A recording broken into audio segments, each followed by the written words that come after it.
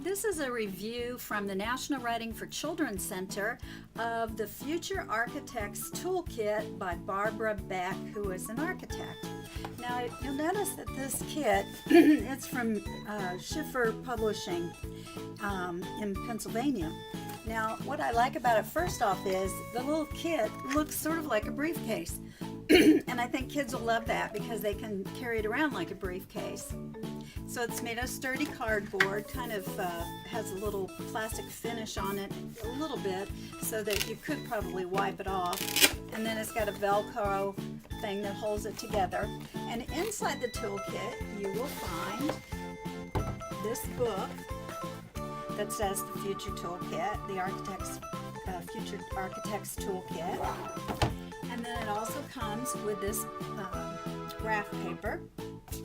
And then this little set here that has an eraser and a pencil and a ruler. So I'm going to put this part away so we can just take a look at what all we get in this kit. Now this book is a nice hardbound book. Again, a cover that you can kind of wipe off. Great illustrations. Kids can see what an architect does. He sits for much of his job at a drafting board like this, has his plans and his T-square and all these kind of things here. Can even put things up on the wall to look at. Has shelves or drawers where he keeps his plans. And then I like too the end papers of this book because they show a house here sort of in a little thing like it's on the graph paper, like the person drew the house on the graph paper. And then when we open the book up, we see some other things here. So it makes it interesting to look at and kind of you start feeling like an architect at the beginning. Here it has in one of the papers, beginning papers, it's got a plan of a house. And then another kind of view here of a yard. And then just an acknowledgments page. And then it gives a preface that I think would be good for if a teacher or a parent is reading this book or a librarian with a child. Just kind of tells what architecture is. So I think this book would be good for an adult to read to a child who's maybe not quite ready for this reading level but could understand the text. Because the text says, architecture is the art and science of building. The art of architecture means a building captivates our senses and is pleasing to see. The science of architecture is how a building is physically constructed. And then it tells you who an architect is and what an architect does and where the word architecture and architect comes from. And then it says what you're going to get here. This workbook includes an architecture toolkit like the one Erin used. Erin is an architect who's creating a house in a story. And then it says the appendix contains building elements that you can trace and insert into your own drawings. There's also a pattern to build a model of Erin's house. Now let's design. So then it opens up and it shows you chapter 1, a short review. So I really like the way this book is organized. It's organized in such a way that it was easy for me to follow, and I always figure if I can follow something easily, then kids most likely can too. So it starts out saying every architect everywhere in the world creates drawings that are used as patterns for constructions. These drawings are the site plan, the floor plan, the section, and the elevation. So that makes it, pretty simple to see and gives you the illustration or the example. So then it naturally says the site plan. Here's what the site plan is. So you see the site plan again and the street. The site plan is the land on which a building site and the nearby sits and the nearby surroundings.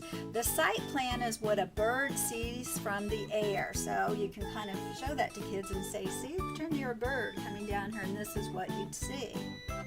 So what would a bird see? The roofs of the houses, the garage. He would see the back deck and the vegetable garden. He might even see the dog, all those kind of things. But it says, only things physically attached to the property are shown on the site plan. So we don't put the dog and everything else in the site plan. It's just the things physically attached. So it's got the sidewalks and it's got the driveway and it does have the shrubberies and things like that. Then next explains, like the site plan, the floor plan is an overhead view. So now it shows us this floor plan. So here's the overall floor plan of the first floor. Then it shows us the floor plan of the basement and the attic plan. So we see the house, the attic, and the basement. And I love the analogies that the architect uses here because they're easy to understand too. It says floor plans are a lot like a deck of cards. Aaron's house has a basement, so that's the bottom card, a main floor, that's the bottom floor, and an attic, and that's the top floor. So that's pretty easy for children to understand if you give that analogy there, like a deck of cards. So it just goes through all this. Next it goes through the section B, shows you very clear illustrations, very simple things, talks about the facade, what that means. And then it talks about the design kit. And it tells you about how architects used to work. They used to work a lot more by hand using a T-square. And today most architects work on the computer, but it's really good to know what you can still do with a pen and a piece of paper, a graph paper. So it shows the ruler that you got in the kit and the pencil, and kind of explains this and how to use it with your graph paper. And then it says list design. Let us design. Design is problem solving and creativity mixed together. It is both process and desired outcome. The outcome we want is a house. Maybe the house looks like Aaron's, or maybe it's totally different. So then we go through designing a house. And it just shows us different things here. And they even do a little bubbled thing here where you can decide what kind of things do you need in a house. You need a sleeping area, you need an eating area, cooking area, living area, maybe a garden, a deck, things like that. And then we just go through various things. I also like the way it shows you that here's sort of the design to use if you're indicating stairs in a design. Stairs going up and maybe stairs going up and down, or if we've got circular stairs, it's got the little thing here.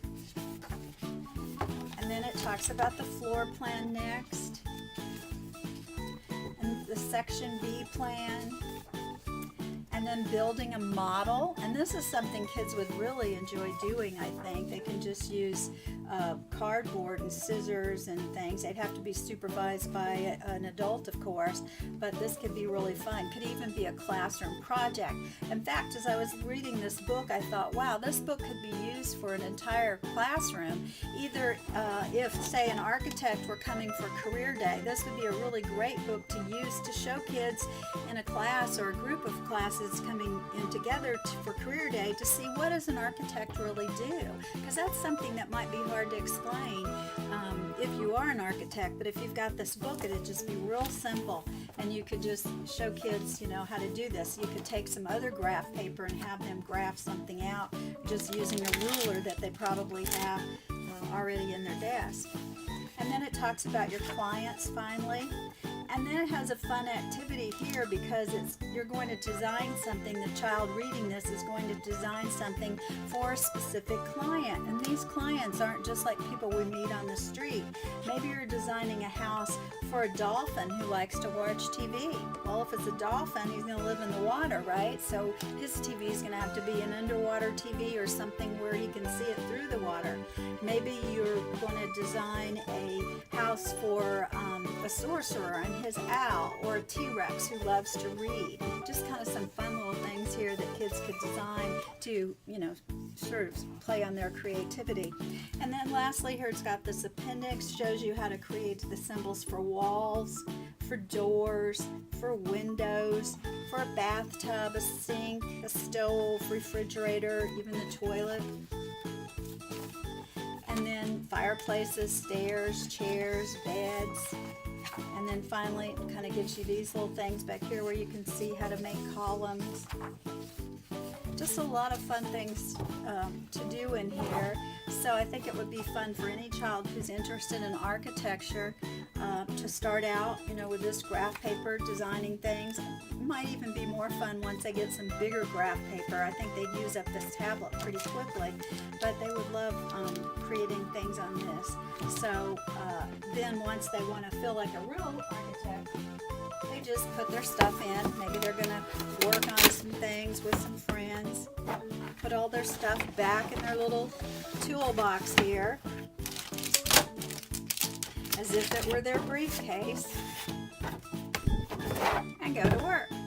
So this is just a wonderful little set. Like I said, easily to understand, very nicely illustrated in simple things that lead the person or the child right through the book, and very good for either a parent, teacher, librarian, or even an architect who's coming to career day to a school to use in the classroom. So we would highly recommend this book, the National Writing for Children Center, The Future Architect's Toolkit by Barbara Beck, architect.